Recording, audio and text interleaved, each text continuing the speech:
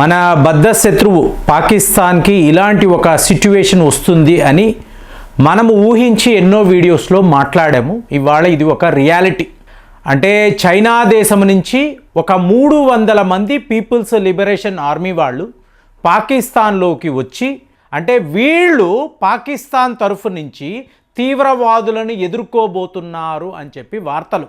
అంటే ఇది ఎంత ఒక బ్యాడ్ న్యూస్ అంటే, ఆసియా ఖండంలో మేము కూడా ఒక super power Pakistan army United Arab Emirates, అలాగే సౌదీ అరేబియా, ఖతార్ లాంటి దేశాలకు సెక్యూరిటీ ఇస్తుంది, భద్రతా వలయాన్ని మేము క్రియేట్ చేశాము, అక్కడ మెక్కా మదీనా మసీదులో మాదే సెక్యూరిటీ, ఇన్ని మాట్లాడుతున్న పాకిస్తాన్ ఇవాళ ఎంత ఒక చీప్ సిట్యువేషన్లో ఉంది అంటే, పాకిస్తాన్ని కాపాడడానికి చైనా నుంచి మీకు ఇలాగ 300 మంది వస్తున్నారు అంటే ఎంత అవమానకరమైన విషయమో చూడండి.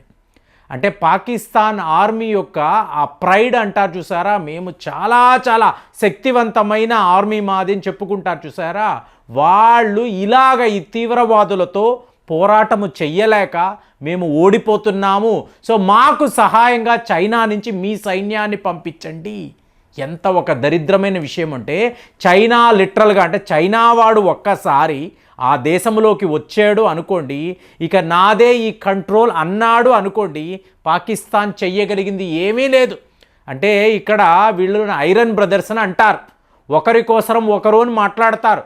పాకిస్తాన్ని కాపాడడం మా ప్రాథమిక బాధ్యత, ఇన్ని చైనా వాడు మాట్లాడతాడు కదా, కానీ చైనా వాడితో పెట్టుకుంటే పరిస్థితి ఎలా ఉంటుందో ఇవాళ పాకిస్తాన్ వాళ్ళు లిటరల్గా చూస్తున్నారు.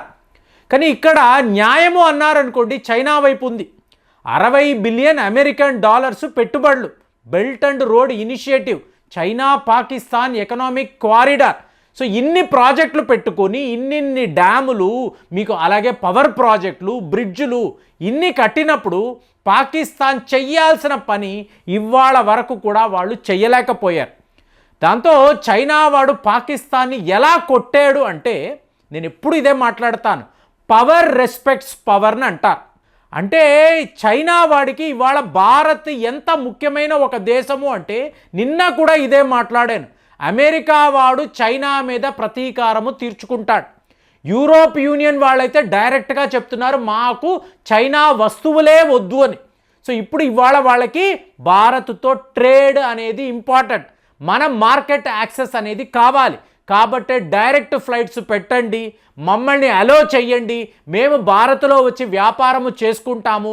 2019 వరకు కూడా అంతా బాగానే ఉండింది కదా, ఇవాళ కూడా అదేలాంటి సత్సంబంధాలు, ట్రేడ్ రిలేషన్స్ కొనసాగిద్దాము అని చెప్పి చైనా వాడు గగ్గోల పెడుతున్నాడు.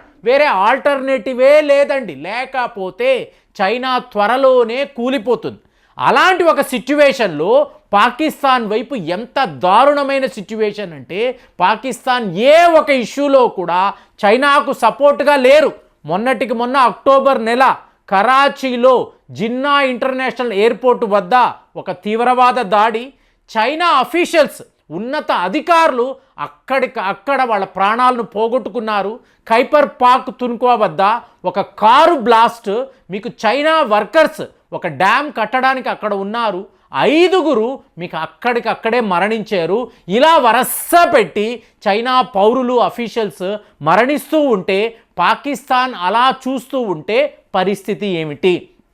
కాబట్టి చైనా వాడు సేమ్ మనలాగే భారత్తో కలిసిపోతే, దీని గురించి విడిగా ఒక వీడియోలో మాట్లాడాను, భారత్ ఎలా పాకిస్తాన్ని సిస్టమేటిక్గా డెస్ట్రాయ్ చేయబోతుంది అంటే, ఇవాళ చైనా భారత్ కలిసిపోతే పాకిస్తాన్ పరిస్థితి ఏమిటి? ఏవండి ఇలాంటిది జరుగుతుందా అంటే, ఆల్రెడీ వీళ్ళు ఇనిషియేట్ చేసేసారు. ఇవాళ చైనా వాడి ప్లాన్ ఏమిటి అంటే, మనము పాకిస్తాన్ని డంప్ చేద్దాం, పాకిస్తాన్తో మనకు ఏ ప్రాజెక్టు వద్దు, ఈ బెల్ట్ అండ్ రోడ్ ఇనిషియేటివ్ వద్దు, చైనా పాకిస్తాన్ ఎకనామిక్ కారిడారు వద్దు, మనము నేరుగా ఆఫ్ఘనిస్తాన్తో మాట్లాడదాము. అంటే చైనా నుంచి నేరుగా ఆఫ్ఘనిస్తాన్కి ఒక మార్గం, ఒక హైవే, ఆఫ్ఘనిస్తాన్ నుంచి డైరెక్ట్గా ఈరాన్లోకి వెళ్ళిపోతే మీకు అక్కడ చాబహార్ పోర్టు ఉంటుంది. చాబహార్ పోర్టు ఆల్రెడీ భారత్ కంట్రోల్లో ఉండే ఒక పోర్ట్. సో ఇక్కడ భారత్ చైనా కలిసిపోయారు అనుకోండి, పాకిస్తాన్ పరిస్థితి ఏంటి? అంటే చైనా వాడి యొక్క అల్టిమేట్ గోల్ ఏంటండి, ఏదో ఒక రకంగా జింజియాంగ్ ప్రావిన్స్ నుంచి గ్వాదార్ పోర్ట్ దాకా కనెక్టివిటీని పెంచాలి. మధ్యలో పాకిస్తాన్ ఉంది కాబట్టే పాకిస్తాన్లో ఇంతలాగా ఇన్వెస్ట్మెంట్స్ అనేవి చేశాడు. సో ఇప్పుడు ఈ గ్వాదార్ పోర్ట్ దాకా రావాలి అనుకోండి, ఇది ఎక్కడ ఉంటుంది, బలూచిస్తాన్లో ఉంటుంది. బలూచిస్తానే సెంటర్ స్టేజ్. కానీ ఒక భాగము బలూచిస్తాన్ ఎక్కడ ఉంటుంది, ఈరాన్లో ఉంటుంది. కాబట్టి ఈరాన్ని మీరు కలిపేసుకున్నారు అనుకోండి, ఈ గ్వాదార్ పోర్టు కూడా చైనా వాడి చేతికి వచ్చేస్తుంది. అంటే పాకిస్తాన్ ప్రమేయమే లేకుండా బలూచిస్తాన్ ద్వారా గ్వాదార్ పోర్టుని చైనా వాడు తన కంట్రోల్లో పెట్టుకుంటాడు. అంటే ఎంత ఒక దరిద్రమైన సిట్యువేషన్ చూడండి. మీ దేశంలో పొరుగు వాళ్ళ సైన్యముతో రావడము, అలాగే మీ దేశంలో ఒక భూభాగాన్ని మేము కంట్రోల్ చేసుకుంటాం రా, చైనా టౌన్ని ఇక్కడ మేము ఎస్టాబ్లిష్ చేస్తాము, మీరు ఎవరో అక్కడికి రాకండి అంటే పాకిస్తాన్ వాడు ఏం చేయగలడు? చైనాతో యుద్ధం చేయగలడా? ఇంతంత డబ్బు తీసుకున్నాడు కదా. ఇవాళ పాకిస్తాన్ యొక్క పరిస్థితి ఏంటి?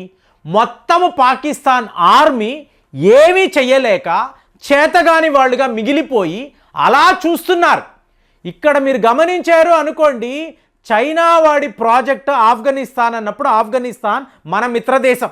ఇవాళ ఇదే ప్లాన్లోనే భారత్ కూడా ఉంది. మనము కూడా ఆఫ్ఘనిస్తాన్ ద్వారా ఈరాన్ సెంట్రల్ ఏషియా దేశాలకు వెళ్ళాలి అనేదే ప్లాన్ అండి. అంటే సిమిలర్ ప్లాన్ భారత్కి ఉంది, చైనాకు ఉంది. సో కాబట్టి వీళ్ళు ఆఫ్ఘనిస్తాన్ని వీళ్ళ మిత్రదేశాన్ని కలుపుకుంటున్నారు. అంటే భారత్, చైనా, ఆఫ్ఘనిస్తాన్, ఈరాన్. సో ఇలాంటి ఒక గ్రూప్ అనేది ఏర్పడిపోతుంది. త్వరలోనే ఇది జరగబోతుంది. ఇక్కడ పాకిస్తాన్ భారత్ని శత్రువుగా చూడొచ్చు, కానీ చైనా మిత్రదేశము కదా. కానీ చైనా వాడు ఎలా వీళ్ళని డిచ్ చేశాడో చూడండి, ఎలాగ వీళ్ళని తగలేసాడో చూడండి. మోరోవర్ పాకిస్తాన్ యొక్క శత్రుదేశము ఆఫ్ఘనిస్తాన్, పాకిస్తాన్ యొక్క ఇంకొక శత్రుదేశము ఈరాన్. వీళ్ళతో ఇవాళ చైనా వాడు చేతులు కలపడం. అంటే చైనాను నువ్వు నమ్ముకున్నావు అంటే ఎప్పుడైనా ఇలాంటి ఒక సిట్యువేషన్ వస్తుందని మనం మాట్లాడుకున్నాం కదా. ఇవాళ అది జరిగింది చూడండి. లిటరల్గా పాకిస్తాన్ని డంప్ చేసి చైనా వాడు నేను ఆఫ్ఘనిస్తాన్, ఈరాన్తో కలిసిపోయి నా బెల్ట్ అండ్ రోడ్ ఇనిషియేటివ్, అలాగే యూరోప్ దాకా కూడా నా యొక్క వ్యాపారాన్ని నేను కొనసాగించవచ్చు, గ్వాదార్ పోర్టు కూడా నాదే, నేను ఆల్రెడీ డబ్బులు కట్టి ఉన్నాను, పాకిస్తాన్ నన్ను ప్రశ్నించలేరు, ఒకవేళ వాళ్ళు నన్ను క్వశ్చన్ చేశారంటే నేను ఏం చెయ్యాలో చేసి చూపిస్తాను. కాబట్టి 300 మంది ట్రూప్స్ యాంటీ టెర్రర్ డ్రిల్స్ అని చెప్పి పాకిస్తాన్ వాడు నమ్మాడు అనుకోండి, రేపు ఉన్నది కాస్త పోతుంది. 300 మందే కదా అనుకుంటే రేపు ఇది 30,000 అవుతుంది, 3 లక్షలు అవుతుంది, టోటల్ పాకిస్తానే లేకుండా పోతుంది. అలాంటి ప్లాన్లో ఇవాళ చైనా వాళ్ళు ఉన్నారు.